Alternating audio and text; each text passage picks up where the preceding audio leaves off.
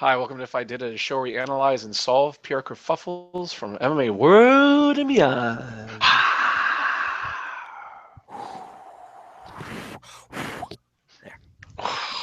I'm your host, Alexio. We get, Like I'm being blown back. we get 10 minutes of that. That'd be great. Swept away. I'm your host, Alexio, and joining me as always is Kid Native Bloody Elbow and Eugene S. Robinson from Aussie.com and author of Fight Everything Everyone Know About Ass Kicking. We're afraid you get your ass kicked for asking. Warms the cockles of my heart every time you say that. Man. Because you get it right. You know, you get it right. That's, that's all. But you know what? If Nate didn't get it right, then thered be no distinction. You know, like one could look forward to is mangling the book title or just not caring. It's like especially during care, pronouncing don't care. So, Eugene, sir, you're at WME-IMG.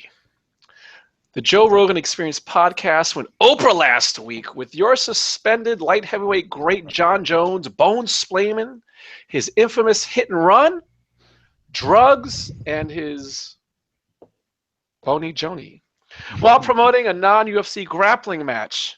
How are you grappling with the PR ramifications? If I'm WME, Yes. I'm very precisely he's doing exactly what I told him to do. I go back to my spreadsheet, try to figure out how I'm going to make this $4.2 billion nut, and it's business as fucking usual. That's like I said, I'll knuckle up. I want that guy out there. I want him you're still drawing a paycheck, and at the very least, if you're not getting paid for fighting, it's total compensation. We got you for healthcare. We got you. You're still on the payrolls, buddy. You're still ours. So you get out there, you fucking work it. Enough. Do you think it'll be an easy or hard to get him back on Ellen DeGeneres or Kimmel or Fallon? Or people love these stories. You get this guy talking. He's talking so much people forgot what he's talking about fundamentally, and suddenly you're invested in this character. His triumphant struggle with alcohol and drugs. His possibly his in-out bad boy status, the free-floating heel bit. You got to let him, anything that keeps that guy out of the mini-mart and in front of a TV camera guarantees, at least for that bit of time, you know exactly where he is. Though if past history is an indication, well, I guess all history is past. If history is an indication, it didn't help Chuck Liddell keep him from falling asleep on a TV station live in Texas. But I'm going to blame that, like the Misfits said, Texas is the reason. So I think there's nothing else that you can do with him. And having Dan Henderson pop off with I'm going to knock the wheels off him, it's all, as far as I'm concerned, it's all good fucking copy. Because what he's not talking about coke, he's not talking about weed, he's talking about the imminently risable fucking boner pills. He's talking about Stree Overlord, something that they couldn't even afford a tea for. So he could talk himself. He's not the fanciest talker in the world, but he could talk himself. You ever have sex with somebody and you just had sex with them because they just kept hanging around? They're like, you're coming up with reasons not to in your head, and then finally there's that one afternoon where your cycle, you're slightly off of the avoidance cycle, and you're there and she's there, and you go like, I got nothing. And boom, and he's kind of like that in that position. He's just got to be there. He's just got to be there. And as long as he's there, he's not speeding. He's not running away from accidents. He's not fucking coking, Instagramming. He's not powerlifting. He's establishing a media presence, which is what you need to invest in. This guy doesn't need a TV show. He just needs to be him in a public format where the leash is very short. What do you think, Nate?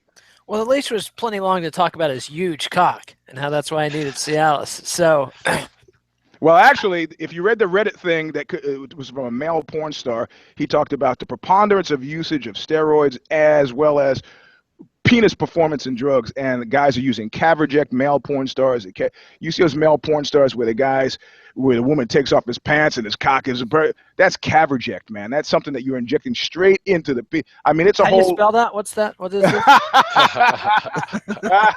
I mean, this Cabernet. there's a whole. There's a whole. I drank 3 bottles of that Cabernet Show. Nothing happened to my wiener. Caver, ject. You know.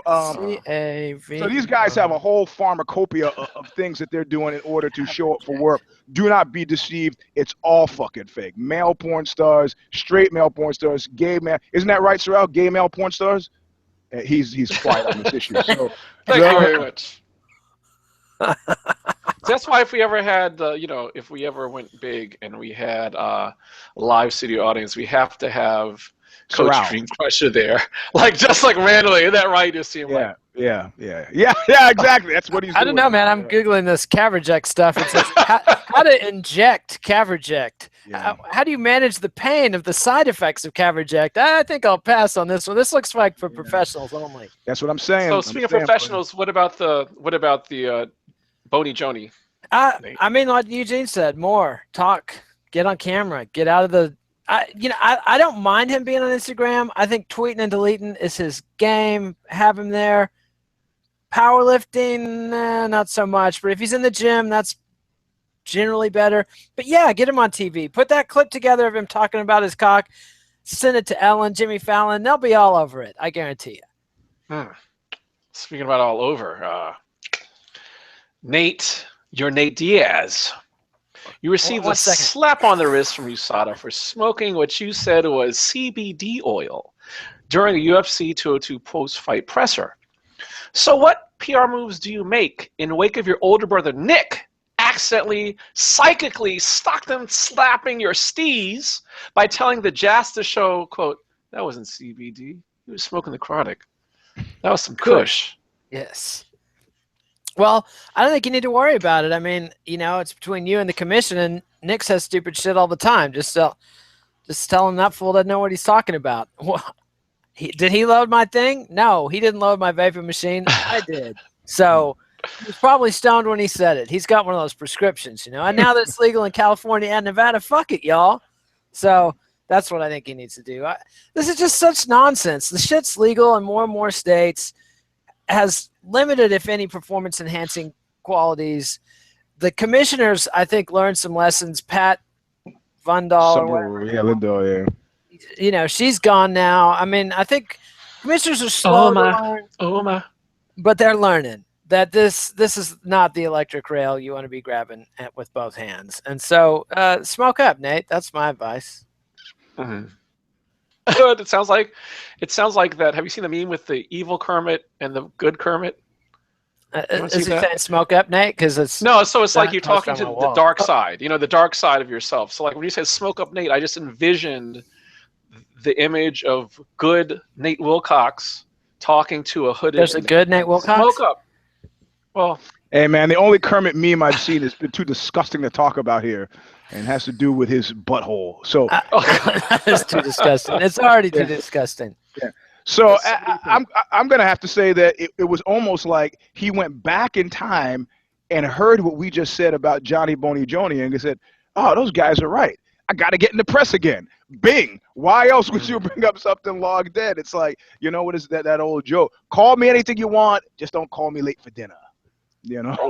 So it's if you haven't figured out, there's no mystical behind the curtain magic connected to any of this shit. If people are talking about you, you're in good shape. You know who nobody's talking about? Johnny Hendricks. I mentioned that name, and I'm sure all of you in your head kind of go, "Oh yeah." Nobody closed. Yeah. Nobody says that about Nick or Nate Diaz. You say Nick and Nate Diaz, yeah. No, because they're there. And there's a nice rhythmic quality to their press appearances. Just as you kind of forget, and then they Al Pacino you. They pull you back in. So man. Well, speaking of being pulled back in, let's go back. Way back. Eugene, you're WME-IMG. Cris Cyborg canceled her post-fight PR after her last fight, refuses to work with your nutritionist, and rejected 2 title shots because she needs 12 weeks' notice to fight at featherweight. Departing UFC matchmaker Joe Silva allegedly told UFC President Dana White via the UFC Unfiltered podcast that, quote, if she can't make 145 pounds in 8 weeks, 145 isn't the right weight class, end quote. Given your financial goals, Silva's statement, and the bad PR behind a fighter claiming to be in physical and mental recovery from a brutal weight cut.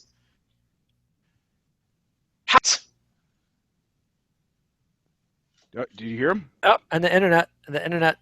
I see. You dropped out there a little bit, man. Yeah, he got the weight cut. So repeat the last of the question, Alexi. So in wake of Joe Silva saying that if she can't do it in 8 weeks, in wake of your financial needs, and in wake of the bad PR behind her saying she's depressed and had a brutal weight cut, how do you make things right, Eugene? You got to understand that this is a Pete Townsend situation, you know. There's kitty porn involved? No, come on. I wasn't Heroin? going there. I know. I'm talking about old boss, new boss. This is fucking old business, man. This is old business. This is the bald one. This is the old business, and you can see that there's a what do they call it in the music recording industry? Latency. That there's a lag time. There's a latency where people are trying to figure out the fact that you're hearing about it. This is why I love the gun control, the gun rights guys. What I want to say to them is, don't you realize if we're letting you have guns, it's because guns are completely useless? Go to the internets and type in non-lethal weapons and tell me how good that AR-15 is going to do when they shoot you with a microwave generator that makes you feel like your skin is burning off. You know, it's having the elf gun that makes you poop your pants. Yeah, That's there you go. I mean, this is like the red herring, man. It's a lost leader. Or the pop gun. Yeah, they let you have guns because guns are completely worthless in the battlefields of the future. Yes, they're using them in Aleppo. That doesn't mean shit, you know. That's more about the advance of robotics. So what I'm saying is here, in this instance, this is old news. This is what we've been preaching for weeks now. It's like if you're a smart fighter, if you want to bet with house money and you're in the UFC and you make your living inside the cage, it behooves you just to hang a bit. Don't be, yes, you might have some emotional need to dredge up old news, and you got to understand members of the Fourth Estate are we got nothing else to talk about. Like some guy gave us a hard time for, why are you pulling from the old playbook on Honda? Let's move ahead. Why are you picking on her? Move it. And he's sort of to a certain degree right. You know, it's like we have whatever she gave us, the last thing she gave us is all we have, and that's what we're going to talk about. But the reality of it is that story has advanced, and this story has advanced too. Talking about it now behooves nobody except for call back to Johnny Boney Joney thing. It keeps it now. It's a topic of conversation. I mean, you got to know at this point now, the Cyborg fighting anybody thing is as big as the delay with Pacquiao and Mayweather. I mean, you know, for her to fight a credible challenge, whether it's friend of knuckle up Hermaine Darandami or somebody else, this is hyped. You couldn't be more primed to see a fight. You know, so if she really believes it. In other words, if this is cynical opportunism in action, perfect. If she really believes it, she's got to seek some sort of public redress. It's foolish. That's the old boss. There's a new boss. Pay attention, you know. What do you think, Nate? I mean, they want to make money.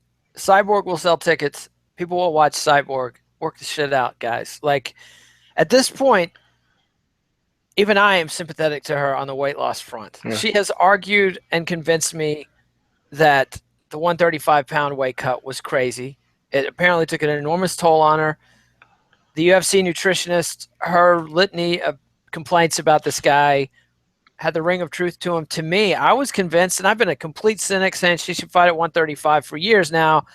I've flipped. I'm sure other people have flipped too. People want to see this chick fight. Let her fight. Give her 12 weeks if you need to. Do it. Joe Silva's gone. Dana White might as well be gone. We'll be talking about him, the ghost of Dana White, on my heel turn later on the show. I mean, this is WME. Ari Emanuel, step up. Book some fights that are going to make some money. I mean, Holly Holm turned down a fight at 145 pounds against Cyborg. Make that right. Make that fight happen. Figure out what you need to do. Y'all have pushed and backed and bullied Cyborg to the point where she's not willing to compromise with y'all anymore. She went down. You know, and now she's had it. She's fucking done. You nearly killed her. Yep. Stop trying to kill your fighters. I mean, And Honda's nowhere. I mean, that's a non-factor now. So yeah. I mean, well, Honda's also in terms of one more tent polling fight. too, and planning as well, right? So you're talking about like, 12 weeks is just too long a time to schedule something in advance and promote as some bullshit. I mean, let's be realistic. Like, in what world is it that we must have an 8-week turnaround, or that's for a big event? Well, the world where Or they're about to somebody headline a Fox card with Juliana Pena. So Yeah, that's so that's the world there, and they are in a bit of a rush because their cupboards are bare, man. Cupboards Yeah. are bare. the thing week's no running. You see what I'm saying? Like you guys said, get it done. Speaking about getting it done, Nate, you're Conor McGregor. 1 year after grappling with the Mountain from Game of Thrones, you're rumored to have a cameo on the hit HBO show. Which Westerosi house words best describe your PR plan? 1, winter is coming. 2, we do not sow. Or 3, unbowed, unbent, unbroken. Number 3, door number 3. This is a great move for Conor McGregor. Dude is just going from win to win to win. He's playing WME and UFC like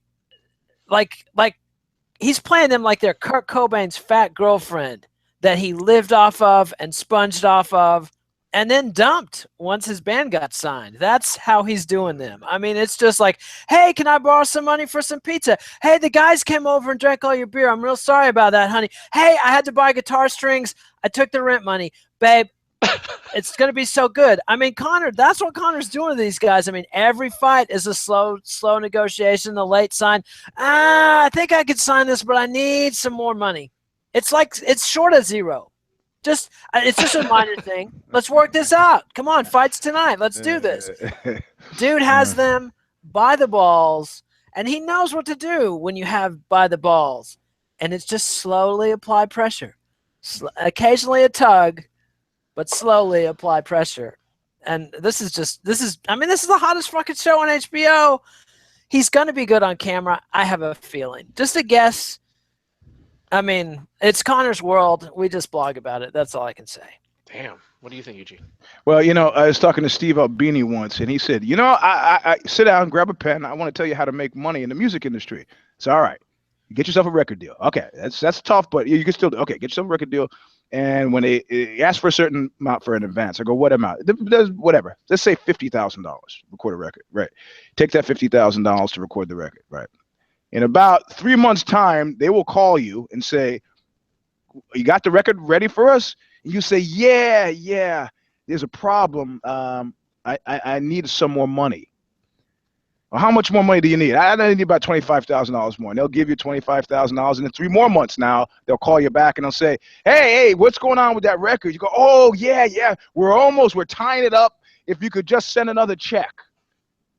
Well, how much this time? Well, $25,000 more. Shit, okay. How's it sounding? It's sounding great. And then now 6 more months goes by. They'll call you again and say, hey, man, look, we really need this record. Oh, yeah, dude, we got a master. I mean, the master guy's got us over a barrel. Well, how much now? Well, just send me 10 grand. And he goes, you keep doing that until they stop calling you. That's how you make money in the music industry. You got to understand, Conor McGregor, I'm agreeing with Nate, with a major exception, that I don't believe he's got anybody by the balls. I think they're skipping along hand in hand. Had it been the old boss, again, this is Balls? old. This is old boss, new boss thing. If it had been the old boss, yes, it would have been a testicle squeeze. But now this is more like a Jolly Rancher, a circle jerk of mammoth proportions. I mean, you can't tell me that this is not exactly what Ari Emanuel wants. Exactly. What the fuck do you think WME bought in for? This is exact cross-collateralizing their fucking their resources. This is exactly what they want. And they know eventually this guy is going to run into some sort of buzzsaw, call it Khabib, enough. Or some, he's going to run into something, Tony Ferguson, he's going to run into something that's going to they got to squeeze as much Irish juice out of that guy as possible. The TV show, the boxing match, I'm having a kid, going to be at the kid. Keep him, Khabib's got to fight Ferguson. Maybe somebody gets hurt. Maybe that delays. Time on the clock. Time elapsed. This is, in my mind, It could be my insanity, but I'm believing that this is part of a plan, you know. I mean, how much was this guy going to be fighting 5 years from now? I don't think we want to see him fighting 5 years from now. I don't think he wants to see himself fighting 5 years now. I think anything he has to prove in the cage, he will prove in the next couple of years, and that is to be, you know, exactly what he is, what Ali was to boxing, to MMA. Good luck, see you later. And hey, check out my new movie. Hey, I'm hanging out with Mark Wahlberg. Hey, yeah, I'm directing now because I've always wanted to direct. This is part of the fucking plan. This is not against anybody's wishes except for the old boss. So, you know, you're going to ask who's bothered by this? I guarantee you the bald one sitting in office somewhere feeling a little bit, because he is the old boss. He's feeling, God, what's he going to do? What's he going to do? Directives come from another place now. What's he going to do? Man, well, speaking of what you're going to do and directives, Eugene, you're Minnesota's Mall of America. You announced a black retired U.S. Army veteran will be playing Santa Claus this holiday season. The news resulted in so much racist backlash. Multiple mainstream media websites shut down their comment sections. What PR moves do you take to make Christmas great again? Well, you know, I mean, they knew this was going to happen, and this is when I did that piece on Ozzy on the Trump card. I said, look, you know, this is a multi-front battle, man. People are like laying their claim to resisting, like the Bad Brain song said, we will not do what they want to do what they say. They knew it was coming. They knew it was coming, and they did it purposefully, and I'm glad they did it. You know, why not have that be part of the discussion? It does a couple of things. It flushes the loony birds out of the bushes. It revives a certain kind of culture war, and in the end, there have been black Santas for a long time, and believe me, there's pushback from the other side. You know, what was that thing? There's been a lawsuit that Dave Chappelle refers to in an old comedy routine where he goes, look, I don't know if I'm black, but I don't know if I'm ready for a black Santa, you know, and he does this whole bit of the black Santa getting, oh, kids, I know I'm 8 days late, but I got caught up with some pussy and, you know, up in Canada. So, I mean, and the toys would be all opened, and I mean, it's a funny comedic shit, but on both sides of the aisle. But this is a discussion. They've been having this discussion since the fucking late 70s, man. Or is it mid to late 70s? This is nothing new, except Trump is the president-elect. So it makes it a news story because you had to know. I mean, these guys are so easily fucking played. I don't know if you spent any times in like the White Aryan Resistance League or Stormfront. But these guys, I mean, the most defining characteristic of white nationalists, anti-Semites, racist types, are that they're so easily fucking played. It's like, man, God love you. Have the beliefs that you want to have. Yeah, oh, yes, I'm a you know, I'm a Abermensch, you know, I'm a subhuman. Yeah, great. You know, but you're still living in fucking Chillicothe, Ohio, in your mother's fucking basement, and you're unemployed. I mean, you're being played. You're being played. Man, what do you think, Nate? Well, Eugene scooped me again with this whole, it was a setup, man. I mean, because what is Mall of America known for usually with black people? Arresting black teenagers for trying to shop at the mall. So this is like, it's a nice jujitsu move. We hire some guy, I guarantee you, for a pittance to be the mall Santa, make a to-do about it, get a backlash, and enjoy, you know, all those black customers coming back. I mean, the Mall of America is fucking dying. Malls are dead. Yeah. So anything you can do to get your name in the paper is good publicity. And this one being the good guy on the controversial side, but maybe some of those MAGA types will come down to protest Black Santa. And, hey, have a Starbucks while you're at it. How about a giant-sized cookie? Come on, feed the whole clan. I mean, news cameras down there. Yeah. So I mean, this is just straight up good business. Hide the P. That's all this is. It's just, you know, this is what malls do, is amuse and distract yokels and bring them down to spend money in their store. Man. Well, speaking about yokels and spending money, Nate, you're John Podesta, chairman of Hillary Clinton's 2016 presidential campaign. Last Sunday, a man fired a rifle inside a D.C. pizza parlor to, quote, self-investigate, end quote, a child rape conspiracy based on your Wiki-leaked emails. Can you throw Pizzagate in the trash without its scraps fueling a feeding frenzy? I mean, this was going to be my heel turn if you hadn't had it in the regular show, because this is such fucking bullshit. Podesta and Clinton need to file some fucking slander suits and some cease and desist orders and get some shit taken down off the internets. But these fools are so insulated from reality. I mean, Clinton doesn't even read the internets. Huma and Nira and these people read the internets for her and then print up a little packet of pre-digested, pre-chewed information that Her Highness can handle. And presumably Podesta's got access to the interwebs based on his email records to keep up with his UFO hobbies and other shit. Dude has to know he's getting fucking slandered out there. And unless he's got something in his track record about how he's ordering little girls like cheese pizza, fucking sue some people, have some shit taken down. I mean, it's like, if you're Universal Records and I sample some song you haven't licensed in 40 years, you'll have my shit taken down in 5 minutes. How can he not get this shit taken down off YouTube? It's the same, you know, Alex Jones needs to be shut down if he's going to be, this is called blood libel. Yep. This is like in the old days when the German town would have a rumor, oh my God, somebody murdered a kid. It was the Jews. It was the Jews. And then they'd have a pogrom. All the yokels would get fired up, get their torches and pitchforks, go stab some rabbis, you know, feel all righteous. And meanwhile, the guy who's actually murdering the children is just back to business, you know. But this is fucking blood libel. It's got to be shut down or you can't have a civil society, because now you got these poor fucks at this pizza place, and not just here. Pizza places all over the country are getting sucked into this because pizza.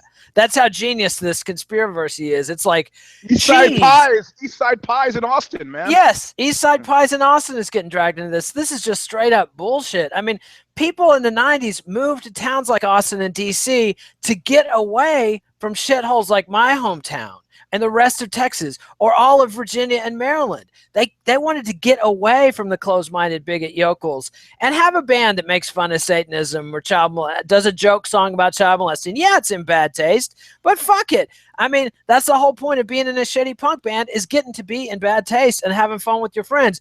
And now it's all going to be subject to the scrutiny of the stupidest asshole in Indianapolis. I mean, fuck that shit. People in the blue states and blue cities are going to have to fight for their freedom because you're being surrounded. But the news is we outnumber them, we have more money than them, and we're smarter than them. So get our shit together, people, and call on your fucking leaders, Podesta and Clinton. Like, they're not my leaders. I didn't vote for her. But millions of people did, like Eugene, and picked her to be the party leader. Demand that she step up and do something about this shit. She's got plenty of time to take walks in the woods. She's having a big party with Tim Kaine to thank her $1 million donors. Can she not step up and file some fucking cease and desists? What do you think, Eugene? Hillary lover. Walking in the woods with her. I know you were. Well, you know, it's off camera and shit. It was kind of like over here. On Care Don't Care yesterday when we were talking about the whole ramping thing. You know, there are some guys, and I'm sure we've all known them, who you've been out and somebody kind of, maybe you and your buddies start John, and they, you know, you figure based on what I'm hearing that we have, you know, TT fight. Time to fight is probably about 6 minutes because Jim is not really saying anything. So you turn to get your drink, and next thing you know, you're boop, boop, boop, boop, boop, boop, and you turn around, and Jim has laid the guy out, right? Because Jim doesn't ramp. He's 0, 60, flatline. The guy is fucking on the floor. But most people who are not like Jim are actually like, yep, yep, yep, yep, yep, yep, yep, yep, yep, yep, yep, yep, yep, and then it's, you know, it's like you can't. You gotta be like Jim in this instance, because there's alt-right. They are purposely managing this chaos of like, oh, there's this, there's this, and as long as people are running into pizza parlors with guns and there's, oh, Satan is involved in the toothpaste company, right? Because of the crescent moon and the stars. Hey, that one's true. That one's true. Allegedly. Sorry, Procter. That's a joke. That's a joke. Yeah, as long as people, I mean, somebody recalled this. That explains the pearly whites. Yellow. The fucking Daily Beast pegged the satanic. They said this Beast. Is like yeah, there you go.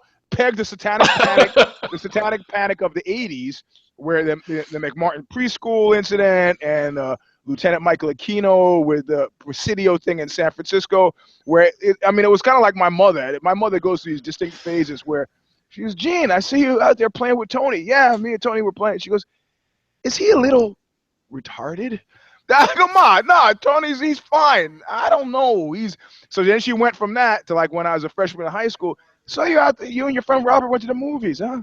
Yeah, ma, we saw Rocky. She goes, does he like girls? I go, ma, look, Robert might, I don't know if he's gay or not. We just went to the movies. Come on, relax, you know. So she goes to, this is like that. This is like satanic panic. Everybody's like now running around.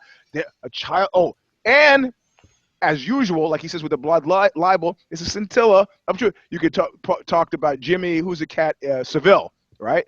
And you could talk about the parliamentary crimes in high places. So it's not as crazy as it might seem. It's just close enough. Or Dennis Hastert. That's what they're bringing up too. They're like, look, he only got a year. Only a year. Yeah, right. So it's not completely. But you know, what is that Nick Cave line about the devil stamping on the rampant with a cloven hoof? He goes,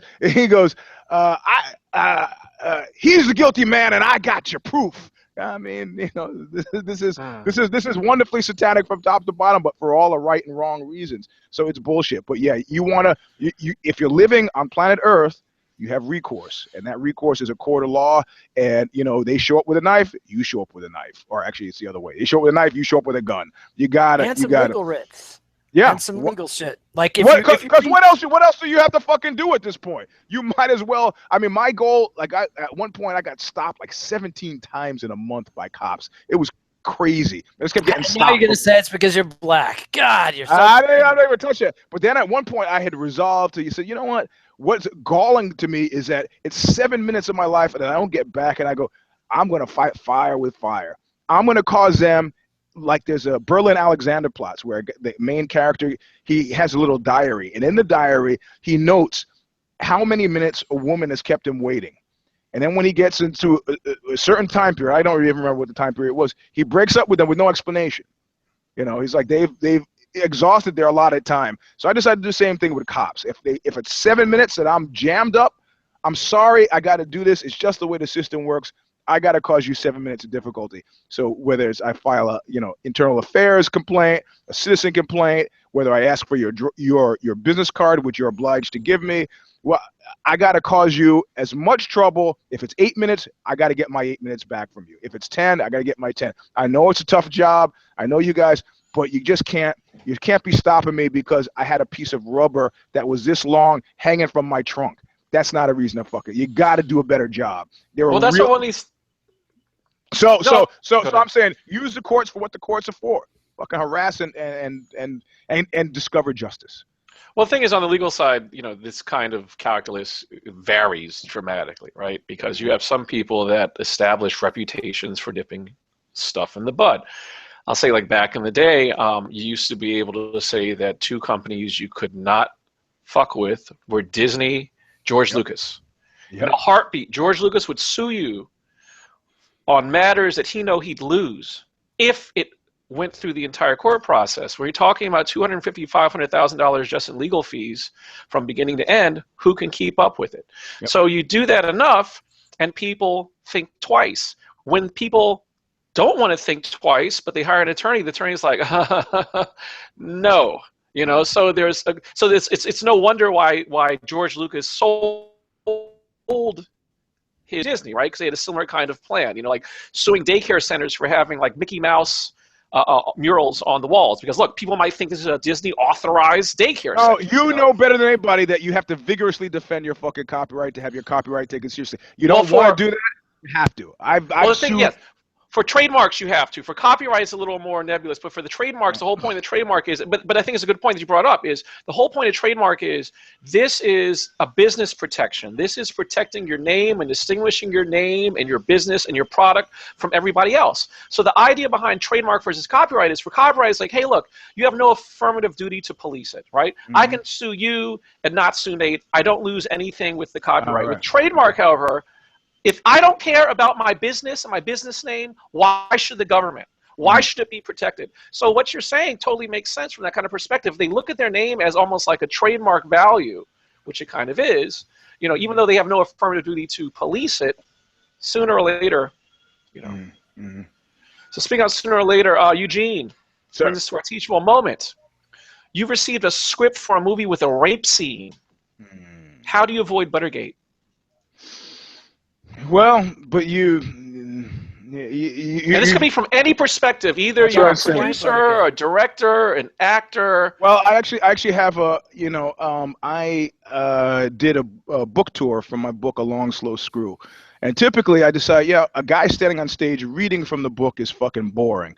So I said, and I assume the people in the audience could read. So I said, I'm going to go and I'm going to do it like Chaz Palminteri. I'm going to do him like a theater piece where I'm acting out a scene, one or two significant scenes from the book, So I'm telling you a story like I'd be at a party. If you hadn't read the book, I'm telling you a story from the book.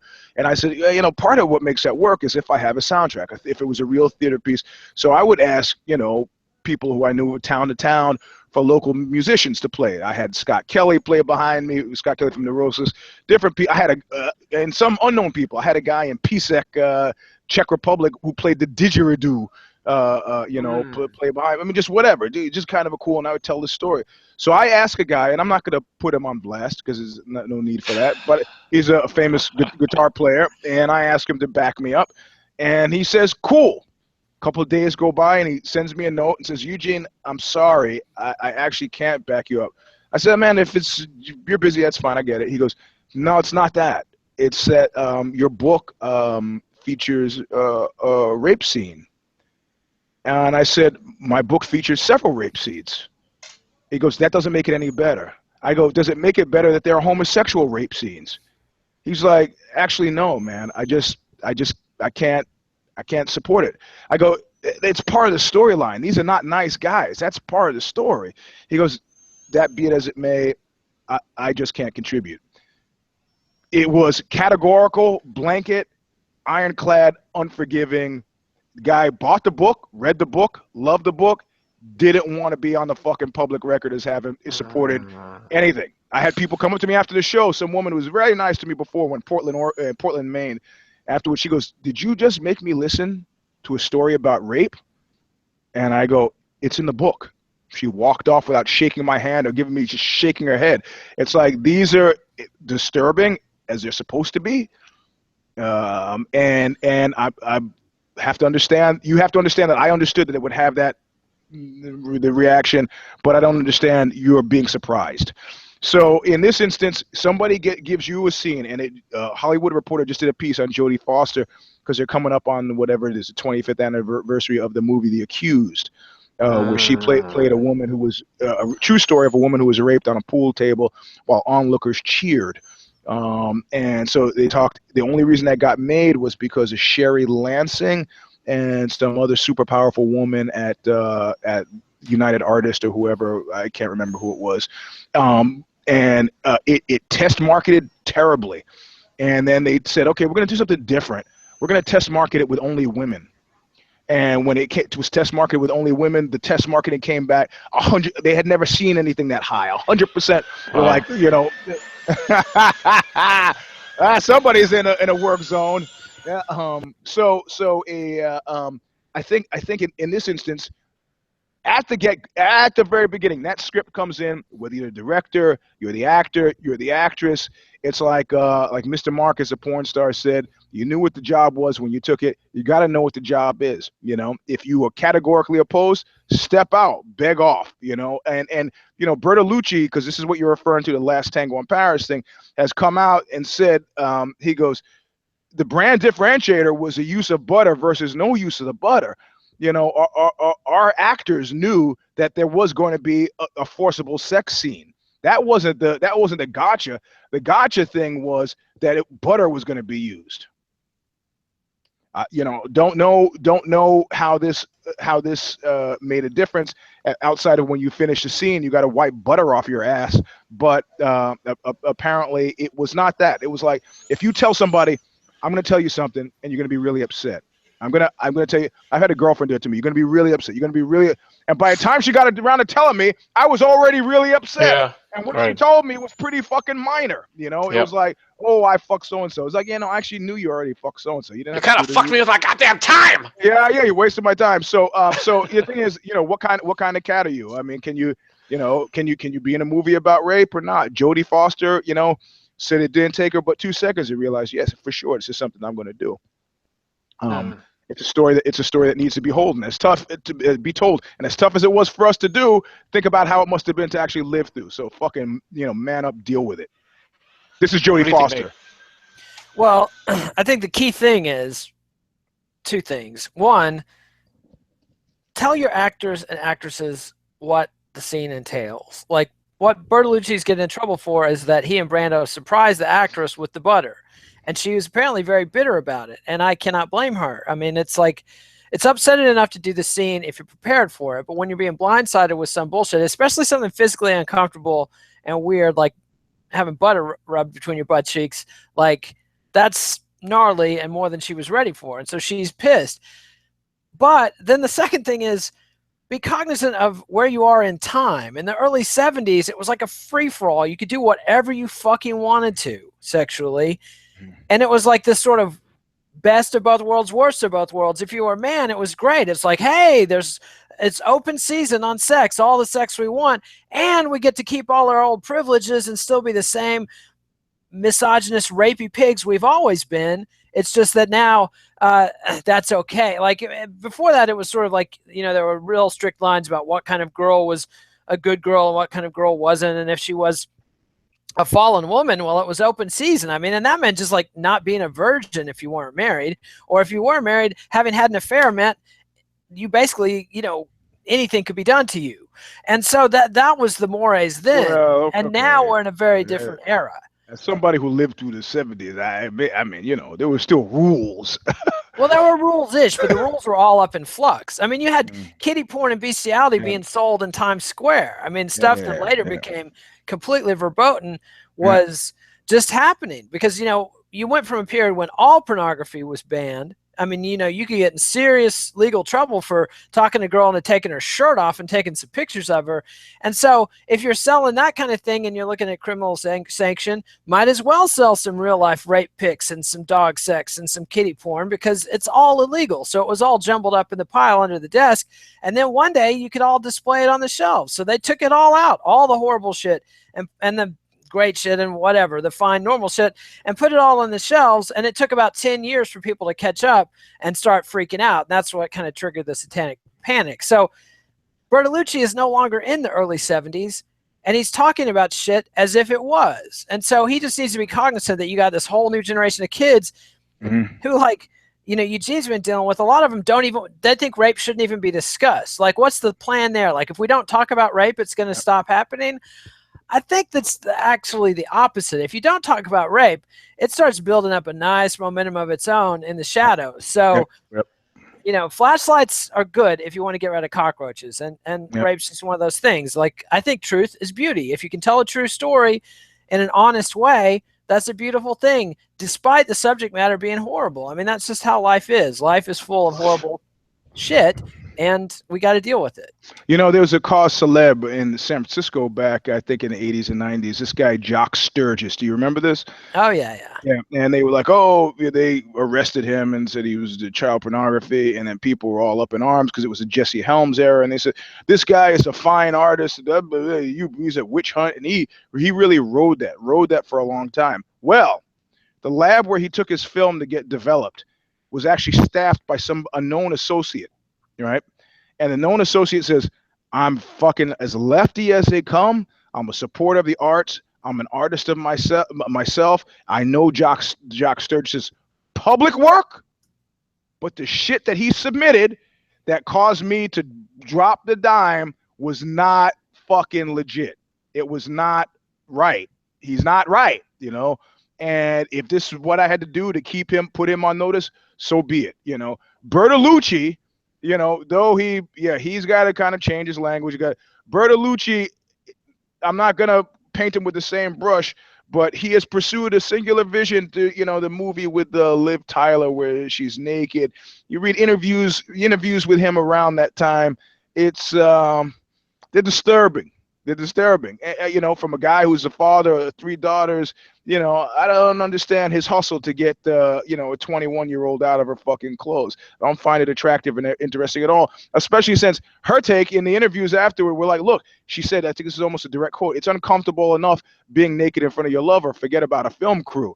And yet that was part of the story. But was it a part of the story? Was it a necessary part of the story? Yeah, well, it was an older man's obsession with a younger girl. Oh, well, this is a big thing. Directors are manipulative, and that's part of the game. They got to manipulate and get performance out of actors. So sometimes they're going to be pissing actors off with nonsense. Football coaches do the same thing. So do record producers. They do these things to get these emotional responses that have nothing to do. What their action is, they don't really care about what they're doing. They care about the response they're drawing out. Oh. So directors are inherently manipulative. But as long as we've had sex in cinema, I mean, going all the way back to 1933 with Ecstasy with Hedy Lamarr, where you had a 17-year-old chick being talked into doing nude scenes, had no idea what she was doing. And the director, I think Gustav McAdee or whatever his name was, is like, you just run through the woods naked. We'll be 100 yards away. People will barely see anything. He didn't clue her into the fact he had a fucking zoom lens on her glass. And or when they had a sex scene, she'd never had sex. She had no idea what she was supposed to be doing. So dude's underneath her poking her ass with a safety pin to draw out the reactions he wants. And so it's always sort of inherently manipulative and skeezy. And it's not just men. There's that French director, Catherine Breillat or whatever, who did the movie Romance in the 90s, where she gets porno actor Rocco Siffredi in a cast with legit actors and turns Rocco loose on these chicks that are performing, and they get fucked on camera.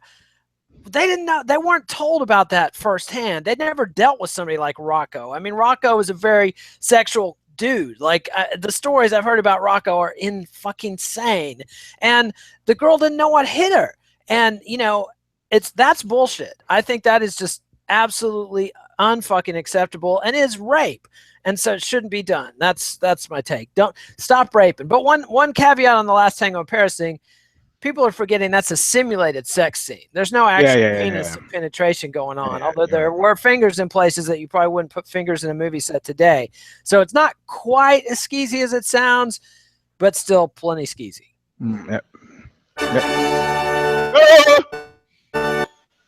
Now it's time for Kid Nate's heel turn. Woo! And out of characteristic, I mean, I thought about, obviously the Pizzagate thing was my first choice with Podesta. We got to talk about that. I thought about picking Jared Kushner for letting Reince Priebus and Paul Ryan run away with the Trump administration. I thought about picking Democratic senators like Joe Manchin, who are already running for cover and cooperating with Trump. But when they fucking fired Matt Hughes and Chuck Liddell, I had to make Dana White the fucking heel turn of the week. I mean, dude promises these guys, as long as I'm in the organization, you're going to have a paycheck with us because of all you did to help build this organization. And now he's saying, oh, well, yeah, I said that, but what I meant was, as long as I'm controlling the money of said organization, it's not my money now. That's not true, dude. You got hundreds of millions of dollars of money out of this deal. You're still drawing a big fat paycheck. Why didn't Dana say, hey, you can take both Chuck and Hughes' salary out of my check and just stay on board? But that's just not done in America because greedy assholes. So Dana White, my heel turn of the week. That's what loyalty is. And anybody who's ever worked in a startup or been partners in an organization, I was just reading about National Lampoon, how these two genius kids from Harvard start this comedy magazine. It becomes a huge hit. And they had talked to all these writers about, hey, man, if we can make this a success, we're going to get a huge payout, and we're going to cut you guys all in. When the big payout came, and it was like 7 figures for each of the two creators, they were just gone. One of them stood up on his desk and yelled, fuck you, I hate all of you, and left. And that was it. And the other one went off to Hollywood and just left all the other writers fucked. So if you don't have it on paper, you are not a partner. If you do not have shares, you are not a partner. Don't fall for that shit. Hey, man. Hey, I'm going to tell you a brief story. And you made Donna Shalala because I've taught this guy, let's just call him B. This is coming out of your Lost Battalion time. That's all right. Let's call him B. So B starts this company, right? And it's got this, I'm not going to say the name of the company because I'm sure he did. And so the company, three guys who start this company. Anyway, B's wife, she's pregnant. They're from the Midwest. She gets a lot of pressure. She wants to be around the family when she has a kid. She goes, we got to go. We got to go. So leaves the Bay Area, goes back. He essentially tells the guys, you know what, man, I got to do what I got to do. Got to keep happy wife, happy life. Got to go. They're like, no, dude, this is really going places. He's like, yeah, well, whatever. He goes off. They get bought by like $700 million. In the meantime, he's gone back to the Midwest to start his own business, and his own business is like in the toilet, right? So finally, the kids are older now. Says, okay, well, we could move back. So they move back to the Bay Area. Now the company's $700 million. Dudes are living in mansions, driving Rolls Royces. He has a meeting with them. Now this is like within 12 months of the company being bought for $700 million. And he was like, hey, yo, bros, hey, man, it was my idea, and we started the company. You guys, could you break me off a little something? It would be kind of cool. And they sat across the table from him at lunch, and they looked at him and they go like, man, we'd like to, but that's, their SEC regulations. We just can't. And he was like, okay, all right. And that was that. I drive up in 101, and I see that big building right now, and I go, there's dude's building. How do you think it must be for him, who's still trying to scrabble together nickels and dimes? From the one side, I mentioned this story to a VC guy. He goes, that's the way it works, man. That's the way it works. That's the fucking way it works, And I go, well, then it's better to be in the mafia, because then at least you help your friends, And he's like, well, you don't get killed in big business. I go, he might as well be dead. How do you think it feels driving up in 101 and seeing that company every time? Don't know. But, Chuck and Matt should follow Jack Nicholson's advice, or also those Whitey Bulger from The Departed. Life is short, plan accordingly. Well, now it's time for that Lost Battalion, Eugene.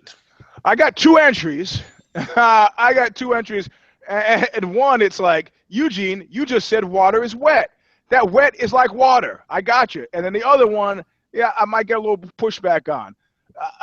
And he has been beside himself with the press conferences and the talk about things that are just not going to happen. And that is the phenom, Mr. BJ Penn. Sorry, man. I don't know what the fuck you're smoking. I don't know what. Yeah, they're making this sign. Fuck. He wants his 3 titles, baby. What? What are you fucking? You know what? I'm training, and there's nobody around you when you're training, man. There's just the misty sound of wood chopping off in the fucking distance. Are you out of your mind? Are you out of your mind? You need to look back at the historical record and understand that. My great grandmother used to say, "All goodbyes ain't gone." Oh, yes, they are. Yes, they are, Nana. In this instance, they're gone. That goodbye is gone. And then the other one, the one I think I'm going to get a little pushback on. So, and I hate to do it, man. And Kid Nate should see it coming. Nah. I hate to do it. Cut it out with the fake confidence. Anthony Pettis, he deserves so much more. He deserves so much more, but I'm sorry, bro. That shit's no, man. No. You're about to make a complete fool of yourself. You realize you just my Holloway pick. Where's my? You just ruined my. Well, we both picked Holloway. I know that, and you ruined it by putting Pettis in the Lost Battalion. You wait until after he loses the fight. I'm not that type of cat, man. I'm bold. I'm like General George Custer. I'm like General George Custer. I just rush right out there. And I die with poop in my pants. That's how I am, like General George Custer. So that's those are my entries. I'm sorry, man. I don't wishes and dreams don't make things come true. So sorry. This show is being taped up on Anthony Pettis' locker room wall as we speak. Good. I'm not in a cage opposite him, But make sure, Anthony, that you retweet, that you constantly cite, that you just do us a solid. Yep, that prick on If I Did It, I'll show him. Yeah, baby. Exactly. You'll show me. I mean, come on. No, honestly, I don't think that's a bold thing to say. Have there been glimmers of brightness? Coruscating. Last fight. He's undefeated as a featherweight. Come on. Okay. All right. We'll see. Yeah, we'll see. We'll find out Saturday night. Yeah. Well, thanks for joining us Please follow us on Twitter at Eugene S. Robinson, the Kid Nate, at Alexi Old. Please give us a thumbs up, Eugene. I was slow on that. This is the Kid Nate show. I would start like 10 minutes early with this. And leave comments on YouTube. Subscribe to MMANation.com on YouTube and MMA Nation on iTunes. I almost said Man Nation. Bjorn be taking over. Bjorn be taking over. Oh, what I'm enjoying. I should have put Bjorn in. Bjorn. I know, y'all, man. Wait, John Nash has a story coming out. There's somebody behind you, Alexi. There was somebody behind you. Look out! Oh! You're about to be killed. Ah! Guest star. We got a guest star. We got a guest star. Good. All right. No, I was gonna put Visit Bjork. Bloody Elbow. I was gonna put Bjork in there, but I just couldn't bring myself to bring his name. Oh, up, okay. Follow John Nash at Bloody Elbow. He's got a big story about the MMA and the lawsuit. And Masvidal Masvidal had a great tweet about it, which you should see if on my Twitter feed. I reposted it. So that's right. So read that on Eugene's Twitter feed. Read Eugene at Ozzy.com. Be sure to check out all three of us at Amazon.com. We'll be back next week for another installment, If I Did It. And we don't know what we're going to be talking about yet because of PR mistakes have yet to be made.